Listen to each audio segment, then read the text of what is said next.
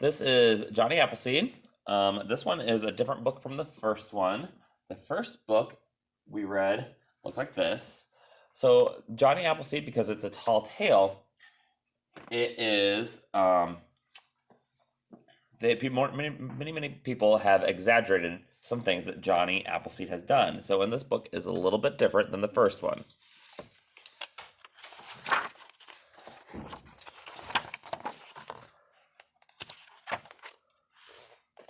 John Chapman, who later became known as Johnny Appleseed, was born in September 26, 1774, when the apples on the trees surrounding his home in Leominster, Massachusetts, were red as the autumn leaves. John's first years were hard. His father left the family to fight the Revolutionary War, and his mother and his baby brother both died before his second birthday. By the time John turned 6, his father had remarried and settled in Longmeadow, Massachusetts. With a decade, their little house was overflowing with 10 or more children. Nearby was an apple orchard.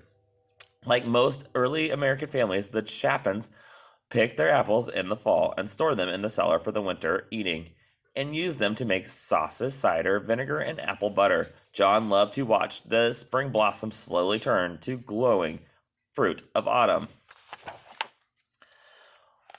Watching the apples inspired John a love of all of nature.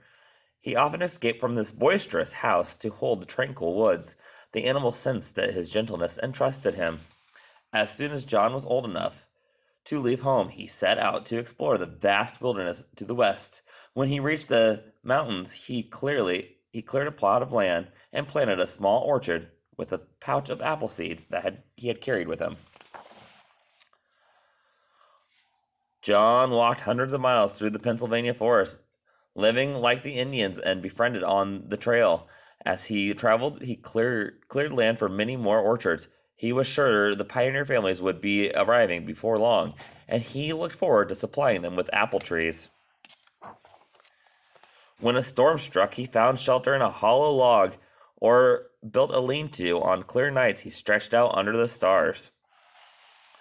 Over the next few years, John continued to visit and care for his new orchards. The winter slowed him down, but he survived happily on a diet of butternuts. That's squash.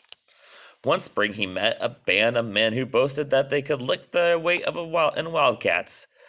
They were amazed to hear that John couldn't hurt an animal and had no use for a gun. They challenged John to compete in wrestling, their favorite frontier sport. He suggested a more practical content of tree chopping match. The woodsman eagerly agreed. There's Johnny Appleseed right there. And there they are, all cutting down trees. When the sawdust settled, there was no question about who had come out on top. John was pleased that the land for his largest orchard had been cleared so quickly. He thanked the exhausted woodsmen for their help and began planting. During the next few years, John continued to move westward. Whenever he ran out of apple seeds, he hiked into the eastern cider presses and replenished the supply. Before long, John's plantings were spread across the state of Ohio. Meanwhile, pioneer families were arriving in search of homesteads and farmlands. John had located his orchards on the routes he thought they'd be traveling. As he had hoped, the settlers were eager to buy his young trees. There he is right there. What does he not have on his head on that page? He doesn't have a pot on his head yet. John went out of his way to lend a helping hand to his new neighbors.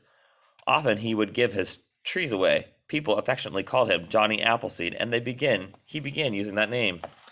He particularly enjoyed entertaining children with his tales of wilderness adventures and stories from the Bible. In 1812, the British indicated the Indians to join them in a war against the Americans. The settlers feared that the Ohio would be invaded from Lake Erie. It grieved John that many of his friends were fighting each other, but when he saw the smoke burning in the cabins, he ran through the night, shouting and warning at every door. After the war, people urged Johnny to build a house and settle down. He replied that he lived like a king in his wilderness home, and he returned to the forest he loved. During his long absences, folks enjoyed sharing their recollections of Johnny. They retold his stories and sometimes even exaggerated them a bit, which makes this a tall tale. Some recalled Johnny sleeping in the treetop hammock and chatting with the birds. There he is chatting with the birds. Others remembered that a rattlesnake had attacked him. Fortunately, Johnny's feet were as tough as elephant's hide, so his fangs didn't penetrate him. So there's a snake trying to bite Johnny's foot. His feet were as tough as elephant hide. It was said that Johnny had once tended a wounded fox and that kept him for a pet. An old hunter swore he saw Johnny frolicking with a bear family. Look at Johnny like wrestling with a bear family. The storytellers outdid each other with all the tall tales about his feats of survival in the untamed wilderness. There's some more, like he's been caught by an eagle, a mountain lion's getting him. I don't know what that animal is. Throwing apples at him. He's running across the ice. Almost swallowed by a big fish. Grew apples as big as boulders. All this stuff makes it a tall tale. As years passed, Ohio became too crowded for Johnny. He moved to the wilds of Indiana, where he continued to clear land for his orchards. When the settlers began arriving, Johnny recognized some of the children who had listened to his stories. Now they had children of their own.